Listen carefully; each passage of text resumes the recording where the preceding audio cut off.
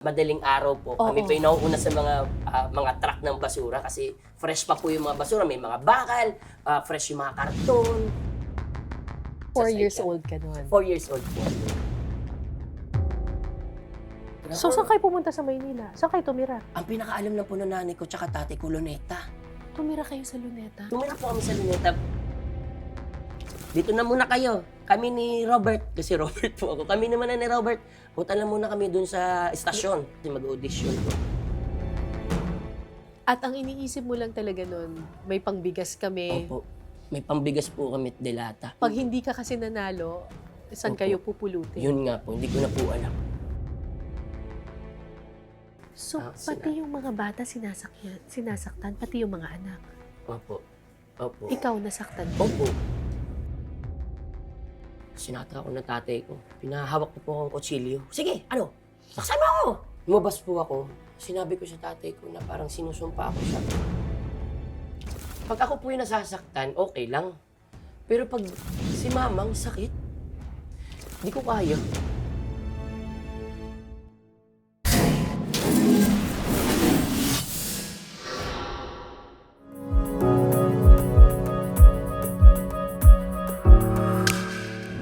Hello mga kapuso, welcome to iListen.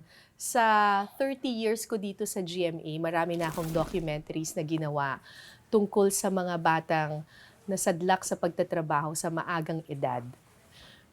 Pero hindi ko akalain na yung may interview ko ngayon, kasi napakamasayahin niyang tao, ay ganun din pala yung naranasan at a very early age. We are so blessed to have with us dito sa iListen, isang award-winning actor. Uy. Buboy! Ang Wala pa. galing-galing mong artista. Ay, naku po. Thank you po, ma'am. Thank you po. Oo. Si Buboy ang isa sa mga napakahusay na mga child actors sa Pilipinas. At hanggang ngayon, napakahusay na komedyante and actor. Ay, naku po. Ano po, ma'am Cara, hindi po ma-achieve to, kundi din sa tulong ng nanay ko, of course, para i-push ako sa ganitong bagay. At kay Direk Mario J. Dolores, sumalangit nawa. Direk Mario J. Opo, kasi siya ang talaga yung- nag-discover sa'yo talaga. Opo, siya po talaga kasi. Nagsimula ako, ma'am Cara. Bisayang-bisaya kasi ako, yung salita ko. So, hindi talaga siya for TV. Pero di ba meron kang mga commercials dati? Opo, ano na po ako niyan? Handle na po ako ni Direk Mario J. po niyan. Bisaya talaga ako all throughout. Parang extra lang po ako noon. Talent po ako noon that time. Pero yun yung nagustuhan sa'yo ng mga tao kasi natural kang umarte. Nung pag pinapanood kita sa pelikula noon, tapos palaging ang role mo yung batang gusgusin, Opo. nasa tabi ng kalye. Opo, effortless nga po. Oo, parang ang effortless. Sabi ko, pinapanood kita, tas iniisip ko, either itong batang ito, sobrang magaling talagang umarte, or ganito talaga yung pinagdaanan niyang buhay before. Pinaka nagmulat po sa akin yan, lagi pong pumapasok sa akin yung salita po ng mama ko eh. Na- Lagi pong sinasabi sa akin na parang yung lahat ng ginagawa or nakikita ko sa nanay ko, pag kumakanta siya, ginagawa niya daw yun para sa amin. Tapos ginagawa niya yun pambigas. Yun po yung lagi niya sinasabi. At lagi kong kinalakihan na lalaki ako na gusto ko makatulong sa magulang ko. Tapos gusto ko makapag-share ako sa lamesa namin kahit bigas or lata. Dilata, ganyan po. Sobrang aga mong nagsimula sa pagtatrabaho, 4 years old? Opo, Ma'am Cara, kasi po, that time po, sobrang ina-idolize ko po kasi talaga nanay ko. At siguro po, makananay po talaga ako, Ma'am Cara. Yung nanay mo ay parang singer? Singing contest po, Kontesera. po siya. Kontesera ang nanay mo. Kumbaga banggiitan, kumbaga sa Bisaya banggiitan po Ano siya. yung banggiitan? Parang legendary. Oh. Parang Pokemon po. Legendary Pokemon po yung nanay ko. Parang ML. Opo, Legendary. Ganan. Opo, kumbaga Oo. nanay ko, pag bumababa, laging naririnig ko yung mga kalaban ng nanay ko. Naku, andyan na naman yung si Noemi. Banggiitan. Oo, banggiitang Noemi, mambibigas na naman to. Kumbaga, lagi talaga siyang first placer. Kumbaga, yung nanay ko talagang goal, siya. Lahat Goal- po yung lahat niya, ng goal. Lahat ng goal. Nasa kanya. Nasa kanya. Oo. At nagagawa niya po ng paraan. Wala siyang salitang matatalo ako ngayong gabi. Mananalo ako ngayong gabi. Makukuha ko yung prize. Magkakaroon kami ng bigas ngayong gabi. Bakit? Ano ba yung trabaho ng parents mo? Bakit kailangan sumali sa mga contest para may pambigas? Ay, ito po kasi, ang tatay ko po kasi, Ma'am Cara, is Mm-mm. umaga po, chef po siya. chef. Opo, Okay. sobrang magaling po magluto yung tatay ko. Kilalang O di may kaya. Opo, ang problema lang po talaga, Ma'am Cara, syempre, meron pong kaakibat yung tatay ko sa pag-iinom. Dahil sa bisyo niya na yun, natanggal din po siya sa hotel na bilang isang chef. So, syempre, bilang yung nanay ko, dahil madiskarte nga po yung nanay ko, siya po yung parang bumuhay din sa amin.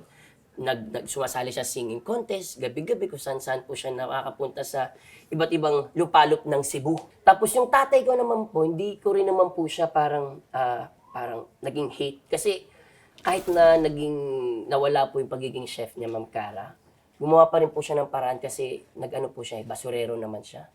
So chef po siya sa umaga, paggabi po, pag umuwi siya, nagbabasura po siya. Kasi may landfill sa Cebu nung time na yon. Pag tuwing mga madaling araw po, kami pa yung nauuna sa mga truck ng basura kasi fresh pa po yung mga basura. May mga bakal, fresh yung mga karton, yung mga lata. Ano pa po ba yung mga nakita po sa mga wire? Sinusunog pa po na. Tanso. Tinatanso pa po na. Yung mga kable ng kuryente. Kable po ng kuryente. Susunugin ninyo Yes po. yung goma, Yes po. lalabas yung tanso. Opo. Bebenta nyo sa junk shop. Opo. Pero ako po, hindi pa po ako yung ginagawa ko. Ang ambag ko po nun sa tatay ko, ako po yung tumatawid po sa kalsada, tapos kinukuha ko po yung mga can, tapos tagasipa lang po ako ng can, tapos nilalagay ko dun sa 4 years side can. old ka nun. 4 years old po ako niya. Hanggang ilang taon ka na nangangalakal? 4 years old po ako, tapos hanggang 5 years old po ako. Tapos, pagkatas nun, ano yung sumunod mong naging trabaho? Parang gusto ko nga po talaga sa entablado. Gusto ko ng stage. Gusto ko pong kumanta. Ako rin po kasi napumilit sa nanay ko eh. Feeling ko po. Kasi Ayoko na po sa tambakan ng basura. Gusto ko na po sa entablado. hindi po. Nainggit po ako sa nanay ko. Gusto ko rin parang palakpakan. Tsaka gusto ko rin yung parang pakiramdam na nananalo. Gusto ko pong gawin ko ano yung ginagawa ng nanay ko. Kaya po ako namulat at nakitaan yung nanay ko na meron pala akong talent sa pagkanta. So, sumali ka sa mga Sinali contest? po ako singing contest. Ilang taong ka nun? Ito na po, 5 years old na po ako nito. 5 years old pa lang Opo. sumasali ka na sa contest? Opo, Ma'am Cara. Kasi po, yung bata po kasi dati, may mga little division. So, Oo. parang 7 years old, 8 years old pa baba. So, sinasali talaga ako ng nanay ko. Nananalo ka? Opo, Ma'am Cara. Ang isa po talagang nagpa-desisyon sa nanay ko na pumunta na tayo ng Maynila is sumali po ako sa Little Big Star Cebu. So, sa kabilang channel po ito. Hindi po ako pinalad, Ma'am Cara. Umabot po ako ng finals eh. Sa Cebu po ito, Ma'am Cara. Umabot po ako ng finals na akala namin yun ang magpapabago sa buhay namin na parang ito na yung chance. Natalo ko, Ma'am Cara. Natalo ka. Natalo ako. So, Pero may consolation prize naman yun. opo, Ma'am Cara. Pero syempre, sa dami po namin, parang hindi po kakayanin din yung parang napanalon. Kumbaga po, mauubos. Uubos kasi wala pong trabaho yung tatay ko. Syempre, nababasura lang po kami nun. Ang galing po ng nanay ko, sobrang lakas po talaga ng loob niya, Ma'am Cara. Sinabi ba naman sa nanay ko, punta tayo ng Maynila. Sabi ng tatay ko, punta tayo Maynila. Wala nang pera. Wala tayong pera. Hindi, kaya yan. Ibenta natin ito yung bahay. Yung manok mo, ibenta mo. Sabi sa akin, naman ng tatakay yung manok. Ano? Ibibenta, Bisaya po yun pero ano? May benta ko yung mga manok na to. Hindi. Kasi, nagsabi yung boss ng Little Big Star, meron daw Little Big Star sa Maynila. Pumunta kay Maynila. Pumunta kami na Maynila. Binenta yung manok. Binenta yung bahay naming third floor pero nakabengkong onte. Binenta po yun. Pagdating po namin, Ma'am Cara, wala pa kaming kilalang kamag-anak. Hindi pa naman po uso ang Facebook, Messenger, Instagram. So, saan kayo pumunta sa Maynila? Saan kayo tumira? Ang pinakaalam lang po ng nanay ko tsaka tatay ko, Luneta. Tumira kayo sa Luneta? Tumira po kami sa Luneta. Kung makikita po ninyo sa may Manila Zoo, sa may tapat po na may entrance, meron po dyan, di ba po, merong mga malalaking slide. Doon namin nilagay lahat ng gamit namin. Palaruan ng mga bata, playground. Doon lang po kami nag-stay. Sa Manila Zoo? Opo. Sa tapat po ng Manila Zoo, sa Luneta Park na rin po ito. Doon lang po kami. Sabi ng nanay ko, dumating kami ng mga madaling araw na. Dito na muna kayo. Kami ni Robert, kasi Robert po ako. Kami naman na ni Robert, punta lang muna kami doon sa estasyon. Wala nang tulog-tulog, wala nga po toothbrush eh. Rekta na kaagad ng stasyon. Guard! Ganito yung nanay ko, guard! Asan ba dito, guard, yung pa-audition ko yung anak ko? Ay ma'am, sorry, hindi na kayo abot kasi na to eh. Kumbaga sa commercial, parang final casting na. Hindi na tumatanggap ng audition. Oh no. Oh no! Ganun po talaga yung parang, bata pa naman, wala pa akong pakialam nun. Ayaw po talaga kami papasukin, Ma'am Cara. Anyways, yung nanay ko, ayaw mo talaga maniwala na kanta, halik. Ganyan ako ng nanay ko. Kumanta ka, Aegis. Aegis. Ayoko sana Kanta po ako. Tinuro sa amin yung pang final casting. Kanan kayo doon sa may audition center dyan. Huwag niyo sabihin, pinapasok ko kayo. Kayo nang bahala dyan. Pinapasok kami ng gwardya, Ma'am Cara. Sa final Sa casting final agad. casting. Pero sabi sa amin ng gwardya, huwag niyo akong ituro, ah. Huwag niyo akong ituro. Basta bahala na kayo dyan. Pinapasok ko na yun. Kayo na bahala sa next step. Parang ganun na yung ano niya. Siguro naawa na po yung gwardya. Kasi syempre, wala na po kami uuwi, Ma'am Cara. Oh. Ngayon, lumangoy po kami pabalik ng Cebu. Okay. Diba? So, kapasok po ako. So, kumanta ako ng 4 na kanta po ata yun. So, hindi ako nakakaintindi ng Tagalog. Wala. So, ang interpreter ko nun, di ba ang lakas maka-foreigner? Ang interpreter ko nun, nanay ko. So, ina-interview ako, okay, what is your name? English pa. Unsa? Ganun pa ako, parang ano yun? Wow, kasabot! Ganun pa ako. Mama lang. Tinuturo ko yung nanay ko. So, mama ko yung nagiging interpreter. Siya yung, kumbaga, nagiging bridge ko patawid dito sa kung ano ang meron ako ngayon.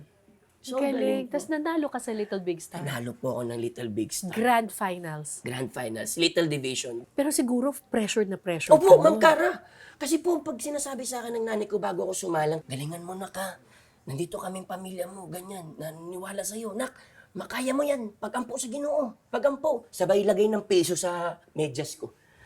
Sabay pinapainom ako ng itlog. Anak, nga. Ganun ko itlog. Sabay pray kami. Ganun yung, may mga ceremonies po kasing nanay ko. Kasi parang ikaw ang Opo, inaasahan. inaasahan parang sa sobrang ano po, para akong panabong na manok. Yung grabeng pakondisyon sa akin nanay ko. Habang kinakausap niya ako, kinakausap ako ng nanay ko, ganito na, kaya mo yan. Tak, akin ng itlog. Tak, basta ganito, pag banat mo ng ganito, luhod. Ano, paypak ko ah. Pinabanatan ko. Sa labat. Lahat? Lahat po, ma'am. Sa labat. Oh, yung boses, ganun. Ito na po, ma'am, yung finals na. Oo. Katabi ko yung nanay ko. Ma, doon ka na, ma. Sabi ko, ma, kaya na to, ma. Load ka na doon. Sobrang galing ng kalaban ko. Nagfa-falsetto. Ako wala akong falsetto. Ganun siya. Kalimutan ko na yung kanta niyo. Sabi ko, Lord, wala na po ito. Gumanon yung boses. Pumiyok. Napatigil ako sa pray, Ma'am Cara. Lord, thank you, Lord. Gumagano ako, Lord, thank you po. Thank you, Lord. Kasi Ma'am Cara, sorry po hindi ko naman po pinagpipray na pumiyok siya. May pinagpipray ko lang na magawa ko yung best ko. Kasi siyempre, finals na po ito eh. Do or nothing na ito eh, di ba? Tinitignan ko mama ko, nak, gumagano pa yung nanay ko, nak. Pumiyok. Sabi sa akin ng nanay ko, parang ang pinakapuno, sinasabi sa akin, nak, isa lang kailangan mong gawin. Huwag kang pipiyok. Inalay ko po kay Lord lahat. Lord, wala po akong talent na to, kundi po dahil po sa inyo, kayo po may bigay sa akin na ito. Kaya isi-share ko lang po yung talent na ito sa mga taong nasa harapan ko. Siyempre, hindi ko naman nakalain kung saan ako nanggaling, tapos nandito po ako sa tanghalan na ito. So yun po yung nasa utak ko po nun. At ang iniisip mo lang talaga nun, may pangbigas kami. Opo. May pambigas po kami at delata. At saka siguro po, dumagdag din po sa isipin ko na kailangan di kami makabalik ng Cebu.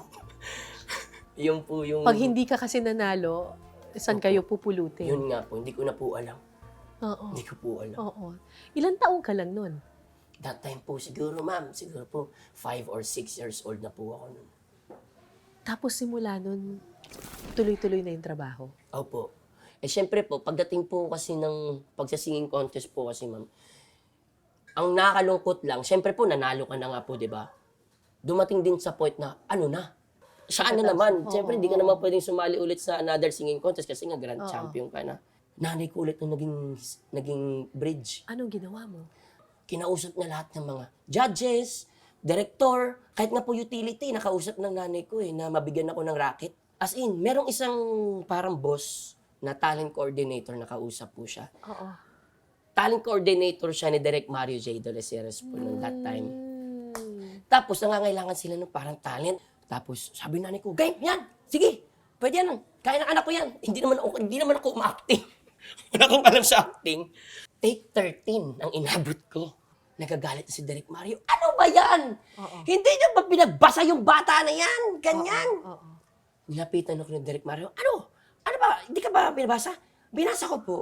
Oh, memorize mo. Hindi po. Sabi po kasi basahin. Pero hindi po sinabing i-memorize. Alam mo, sabi ni Direk Mario, sa Direk Mario, ang tawa kasi ni Direk Mario, Jay, ano yung, gumagano si Direk Mario, tawa siya ng tawa. So yung galit niya, napalitan ng tawa. Magbisaya ka na lang kung anong natural para sa'yo. Which is napakabait ni Direk Mario. So, nagbisaya. Bisaya ko kung ano na lang daw yung natural sa akin. Oo. O di, go! Magsalita ka lang. Oo, wala nang script. Kumbaga ako na, karakter ko na. Habang ginagawa ko na yon, yung nanay ko naman po pala, pumupunta dun sa may director's chair. Direk! Bagay yung nanay ko. Ay, Direk.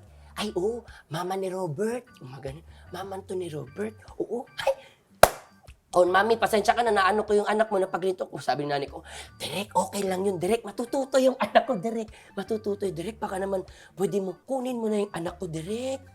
Grabe pagka-stage mother. Grabe talaga mama ko. Sabi ko, grabe. Anyways po, kakakulit ng mama ko dun kay Direk Mario. Kinuha ka. Kinuha po ako. May nakita rin siguro si Direk Mario J. Sabi nga po ng mga iba kong nakakasama, meron po talagang mata si Mario J kung sino po yung alam mo pong meron at merong pangarap. Siguro po, hindi po yung marunong ako umarte, Ma'am Kare. Siguro po, meron talaga akong pangarap.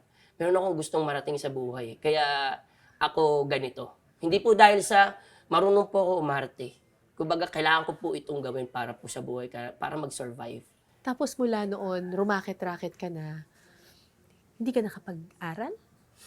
Ang nangyari po niyan, pinagsasabay ko po ang pag-aaral at saka ang pagtatrabaho. Ang pinakamahirap lang po talaga, Ma'am Cara, hindi ko na po siya, na-pursue yung pag-aaral. So, natapos po ako, high school na lang po. Medyo napagtanong namin ng mama ko yun kasi gusto nga ng mama ko nga mag-aral din ako. Ngayon po kasi, nagbabago na po yung utak ko eh. Ngayon gusto ko na ulit mag-aral. Parang naisip ko ngayon na hindi pa naman huli ang lahat. Pero that time, siguro po, mas gusto kong magtrabaho kasi napagod po ako na papasok po ako sa umaga.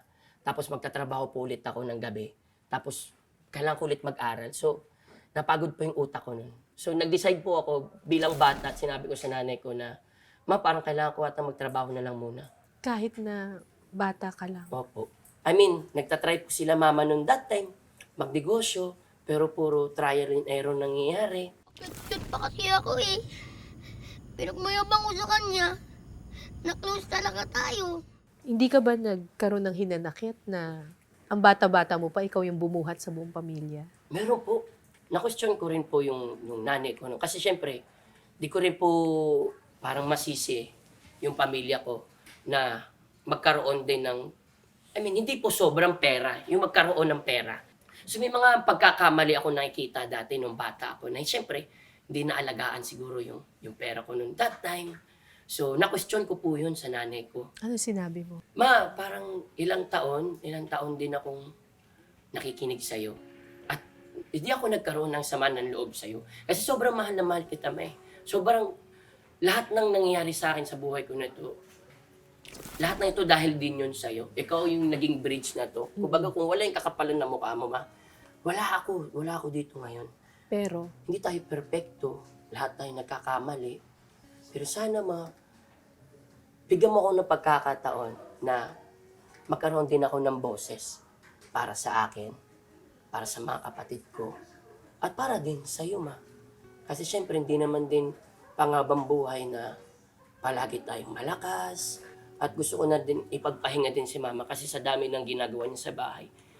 Gusto ko na siyang maging house mom na lang at ako na bahala dito. hindi ka ba napagod no na parang 12 years old pa lang ako? Nagtatrabaho na ako. Pagod din, ma'am. Napagod din, ma'am. Pero, yun nga po, mas... Sabang yung mga kaklase ko naglalaro, ganyan, tas ako nagtatrabaho. Opo. Naisip mo ba yon? Diyos ko, ma'am, ang laro sa akin nun, maswerte na lang makapaglaro ako sa labas eh. Pero naging playground na lang sa akin talaga, trabaho na lang. Pero masaya naman ako. Masaya naman ako sa kung ano man yung naging playground ko. Kumbaga wala naman akong hinanakit po doon. Parang feeling ko po, Ma'am Cara, nabuhay po ako dito sa mundo na to. Hindi po para sa akin. Di ko alam kung people pleaser po ba ako. Ganon. Pero yun ako eh. Nagawa ko yung part ko sa nanay ko ngayon. At alam ko, bilang isang anak, wala namang, hindi matatapos yun, yung responsibility ko sa pagiging isang anak. Kasi Walang katumbas ang pagiging isang ina eh. So ngayon, nung sinabi ko sa nanay ko yun, nilaan ko yung focus ko sa mga anak ko naman. Ilan na ba anak mo ngayon? 3 po. Yung panganay ko po ngayon, nasa akin po kasi magkasama po kami ngayon, magka-live-in po kami ngayon. Pero yung dalawa ko pong anak, nasa Amerika po ngayon yung panganay ko. Yung bunso ko nandito naman, pero soon pupunta rin sa Amerika para mag-aral. Yun po yung napagkasunduan. Yun po yung partner ko po kasi ngayon. Tapos yung napagkasunduan din namin ni Angeline, na doon na muna yung anak ko. Sa lola US. at lola, oo. Pero sinusuportahan mo Opo, sinusuportahan ko yung po yun. dalawa mong anak. Opo. Kaya po ako trabaho ng trabaho ngayon. Kaya sila po yung dahilan. Kaya hindi po ako natitigil, di napipirmi. Kasi kailangan. Kasi kailangan. So pagkatapos mong buhayin yung nanay, tatay at mga kapatid mo, ngayon Ito naman yung anak mo. Opo. At mas na-excite po ako ngayon. Ito. Ngayon kasi, mas masaya yung purpose ko ngayon kasi parang inaalagaan ko rin po yung sarili ko. Parang yung mga anak ko, nakikita ko silang ako. Na parang kung ano yung mga hindi ko nagawa nung anak ako, nung bata pa ako, gusto ko mangyari sa kanila. Kaya nga po, lagi kong sinasabi sa mga anak ko, maging masaya lang kayo. Dalawa lang pwede nating maging option, maging malungkot o maging masaya. So anak, kung ikaw ay nalulungkot, okay lang yun. Pero meron pang isang option, maging masaya. At hanapin natin yung way na yun para maging masaya. Naghiwalay yung parents mo, no? Opo. Ilang taon ka nung naghiwalay sila? Artista na rin po ako nun, Ma'am Kare. 7 years old po ako nun that time. Ba't sila naghiwalay? Dahil din po sa alcoholic problem po ng tatay ko. Tatay ko po kasi, mabait naman po siya. Problema lang po kapag nakakainom. Pag nakakainom po kasi siya, nagbabago yung anyo, parang nagiging high blood, nananakit, sinasaktan niya yung nanay ko. At nagkaroon ako ng hatred dahil sa ginagawa niya din sa nanay ko at sa mga kapatid ko. Nakikita mo yun? Opo, ma'am. Mabait naman po siya. Paglasing na siya nakainom, hindi nakapagsaing yung kuya ko nun kasi siya yung nakatoka sa saing nun. So, yung ginawa ng tatay ko, parang walang saing. Kita yung kuya ko, pinakapanganay namin yun, tulog. Binato niya ng parang, hindi pa po rice cooker yun eh. So, pati yung mga bata sinasaktan, pati yung mga anak. Opo. Opo. Ikaw nasaktan ka rin. Opo. Opo. Pag ako po yung nasasaktan, okay lang. Pero pag si mamang sakit, di ko kaya. Madalas ko po kasi nakikita, yung kasi mga pasaway kasi minsan yung mga kapatid ko, kaya lagi na pagbubuntungan ng tatay ko yung mga kapatid Kahit ko. gaano ka pasaway ang Well, isang tao, dapat hindi sinasaktan. Well, yun nga rin po, yung nasa, Ang yun isang yung bata. napag-usapan namin yung tatay ko, yung nagkaedad na rin po ako. So, one time po, Ma'am Cara, talagang hindi ko po kinaya. Nung nasa kwarto po kami, pinapasok ako ng nanay ko sa room. Yung bahay po namin, Ma'am Cara, hindi naman po bato. Parang plywood lang po. Wala po, nakikinig lang po ako. Nasa kwarto lang po ako nun. Tapos bigla po, may ulo na lumusot dito sa may pader. Sa may kanan. So, sabi ko, Ma, si nanay ko po. So, sabi ko, Lumusot sa lumusot po, plywood. parang ito po, yan po kayo. So, ano po ito, plywood. Gumanyan po sa ano, so nag-aaway-aaway sila. Nag-aaway-aaway sila. Tapos, umubas ulit. Tapos, nagulat ako, nanay ko yun. Sabi ko, si mama, grabe na yung away nila. Tapos, yun po yung araw na umubas po ako. Sinabi ko sa tatay ko na parang sinusumpa ako siya. Sinusumpa ko yung tatay ko na parang sinusumpa kita pa. Lahat ng mga ginagawa mo sa amin, babalik yan sa'yo. Parang ganun po yung sinasabi ko noon that time. Galit na galit ako sa tatay ko noon. 7 years old ka lang nun. Opo. Tapos, ano nangyari? Tapos, lasing po kasi tatay ko noon. Sumasagot ka na, sabi sa akin tatay ko. Sinatra ko ng tatay ko. Pinahawak ko po akong kutsilyo. Sige, saksan mo ako! Tapang ka na, saksakin mo ako. Katingin lang po ako sa kanya ng ganyan. Binato ko po yung kutsilyo. Tapos hindi ko po tinuloy. Tapos galit na galit pa rin ako sa kanya. Tapos pinagmumura ko po siya nun. Tapos nung araw po na yon, nag-decide na yung nanay ko na parang ayaw niya na. Nararamdaman ko nang lalayas po yung nanay ko. Umalis kami, madaling araw. Yun po yung, Nagkabalikan pa ba sila? Hindi na po. Hindi. Yun po yung parang pinakahiwalay nila na na hindi na talaga nagpakita yung nanay ko. May time po nagtago kami dalawa ni mama. Parang buwan na hinahanap kami ni Papa sa Maynila. Di kami talaga nakikita. Nagtatrabaho ka pa rin nun? Ako, nagtatrabaho pa rin po ako. Kailan mo ulit nakita yung mga kapatid mo? Po, mga buwan po kasi ako muna yung alaga ni mama nun. Tapos Tapos, inuunti-unti kasi may mga eksena pa po kami nun na parang, unti-unti kayong kinukuha. yung kinukuha. Yung pangalawa kasi kinuha yung bunso, yung parang, kunwari, bili ka lang sa tindahan. Sabay, kinuha na namin siya, punta na kay mama, ganun. Pero ang tinanan lang namin talaga, ang kuya ko na lang nag-stay. Nagkaroon ba kayo ng pag-uusap ng tatay mo eventually after that? Alam ko po kasi yung pandemic na nun, nakakausap ko naman si Papa at binibigyan ko siya ng suporta nun. Nakakausap ko na nun si Papa, kinausap ko si Papa na sabi ko na parang pa, kung ano man yung dati, kung ano yung nakaraan, alam kong pinagsisisihan mo yon. Oh. Hindi mo naman kailangan sabihin, hindi mo na kailangan mag-sorry. Kasi based pa lang din naman sa nakikita namin ngayon. Kita namin Nagbago na. nagbago ka at pinagsisisihan mo yung ginawa mo na yun.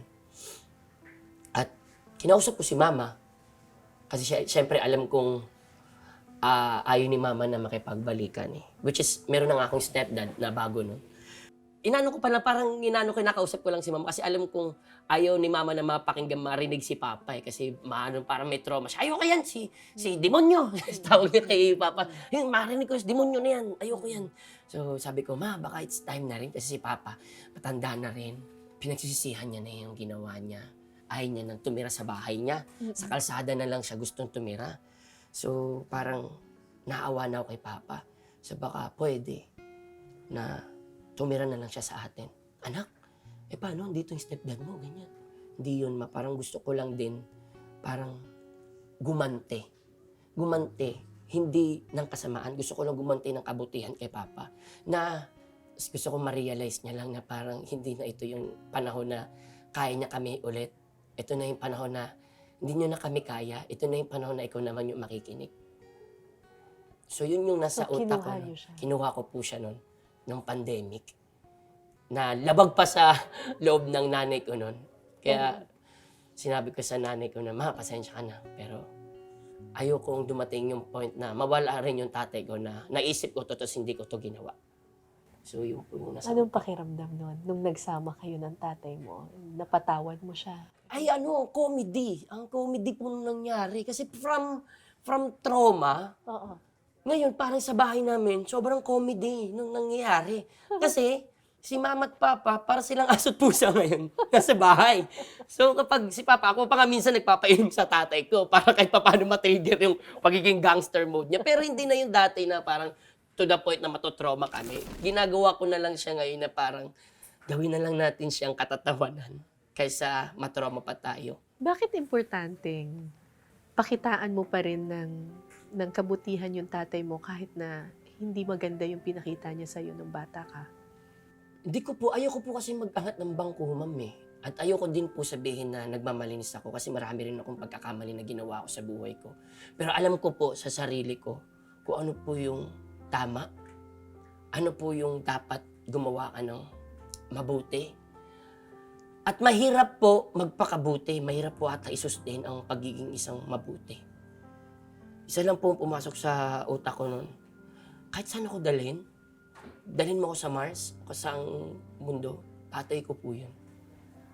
Tatay mo yun. Tatay ko yun. At laking pasasalamat ko dahil nangyari sa akin to, nakita ko yung ganung mga pangyayari sa pamilya ko. Hindi na siya nangyari late na ganito pa. Isa rin yung pinagdadasal ko, bakit po nangyayari to? Siguro merong parang nagbubulong, nagsasabi lang na parang, lahat na nangyayari daw po sa atin, may rason. May dahilan. May dahilan. Minsan feeling ko hindi ko kaya. Minsan may point na parang may pagsuko, ganyan. Pagod na. Pagod na. Pero ang bait po ni Lord eh. Minsan yung lahat ng mga bagay kung kailan ka nasasaktan, nung kanya bibigyan ng bigla, parang kang gagawin baliw. Sorry po Parang gagawin kang biglang baliw na may point na iyak ako ng iyak. Tapos biglang may point na tatawa ako. Bigla niya akong papatawanin. Sabi ko, bakit Lord? Paramdam mo sa akin, Lord. Joke lang po. I mean, to the point na parang, parang sinasabi niya sa akin, na okay lang na maranasan mo yung ganitong bagay. Patatatagin ka nito. Yun po. Yung nangyayari sa inyo, hindi para i-down ka. Pero para Para patatagin. patatagin ka. That's true. Opo, totoo That's po true. yan. Lahat ng pinagdaanan mo ay may ambag sa kung sino ka ngayon. Totoo po, ma'am. At hanggang ngayon po, ma'am, question po yun sa akin. Hindi siya katulad mo na dinudiyos ang pera. Kaya ang galing-galing mong artista. Kasi ang dami mong naranasan. Ang dami mong baon. Ako po, pasasalamat ko po kay Lord yun, ma'am. Si Lord lang po talaga, from the start, si Lord lang po talaga, ma'am. Lahat ng mga hindi ko po alam gawin, si Lord na lang po ang bahala, Lord. Di ko alam yan, Lord. Bigyan mo ko ng knowledge yan, Lord. Lord, binigyan mo akong talent sa pagkanta, Lord. Di ko alam kung mananalo ako, kung para sa akin to, Lord. Ma'am Cara, siya lahat yun. Ikaw nang bahala. Siya nang bahala. Siya po talaga lahat yun, Ma'am Cara. Ano lang po ako, isa lang po akong Instrumento. or instrumento na binigyan niya po ako ng buhay at gawin po lahat ng mga ito. May naging issue sa'yo dati. Opo. Yung sa ex mo, si Angeline, Yes po. na sinasaktan mo raw siya. Yes po. Totoo ba yun? Hindi po. Kasi hindi ko ma-imagine na paano ka mananakit kung ganun yung naranasan mo. Sa akin po, Ma'am Cara, mahirap po kasi siyang itakel. Kasi ayoko siyang sa akin lang eh. Kasi side ko lang ito. Pero marami tayong pinagdadaanan. Siyempre, nasa peak tayo ng emotions. Na kapag siguro po, pag galit po siguro tayo, may mga nasasabi tayo na hindi naman dapat, siguro na dapat masabi. At naintindihan ko po yung mga bagay na yun. At para po sa akin, hindi na po ako nagtanim ng sama ng loob ngayon.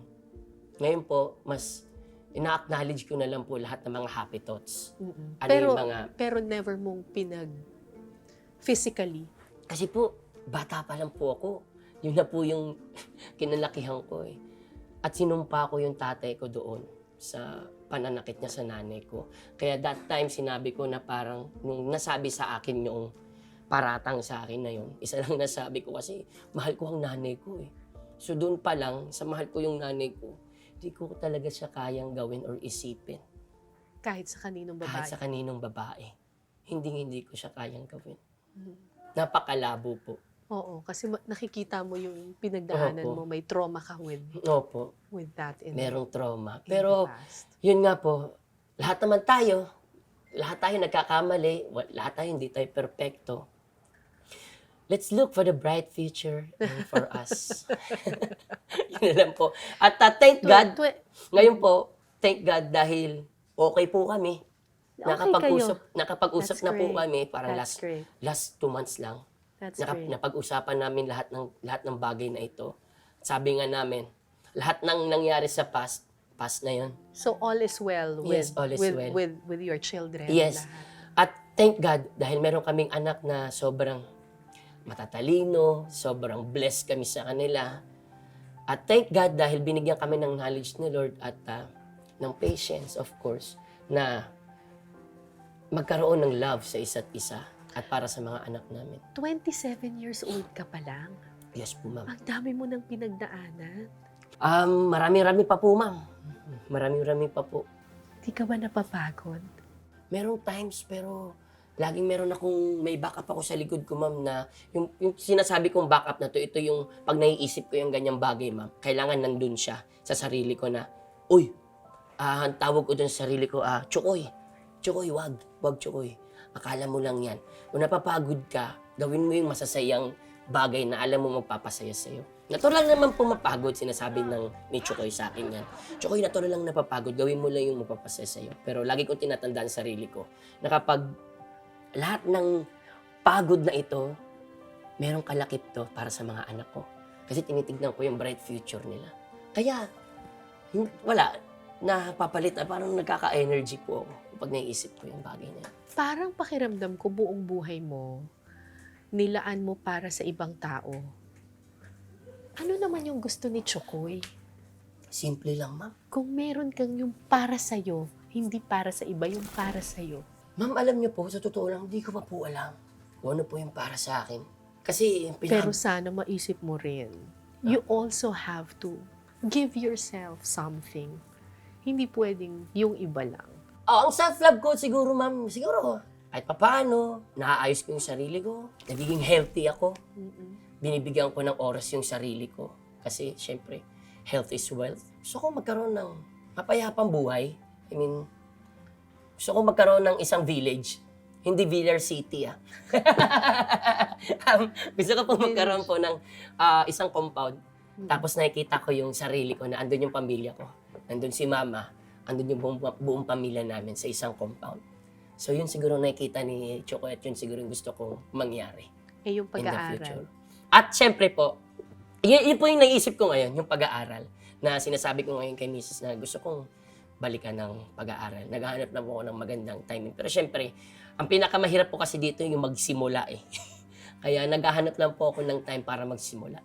Wala namang pinipiling edad ang edukasyon. Yes po, ma'am. Basta Naniniwala po may pangarap, laban lang ng laban. Yes po. Walang edad na pinipili ang pangarap. Yes po, ma'am. At ipagpe-pray ko na makapagpahinga ka naman minsan. Ako, ma'am, Pagod ka na ayoko sa pa po isipin yan, ma'am. Ayoko pa po muna magpahinga po ngayon. Kasi, ano pa po, busy pa po si Lord. Ayoko lang po. Ayoko pa po. Ayoko po magpahinga. Ayaw mo magpahinga. Ayoko pa po.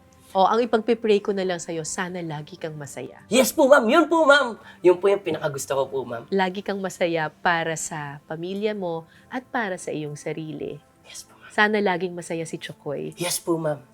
Yun po yung pinakalagi ko pong wini-wish. Lagi po akong maging masaya.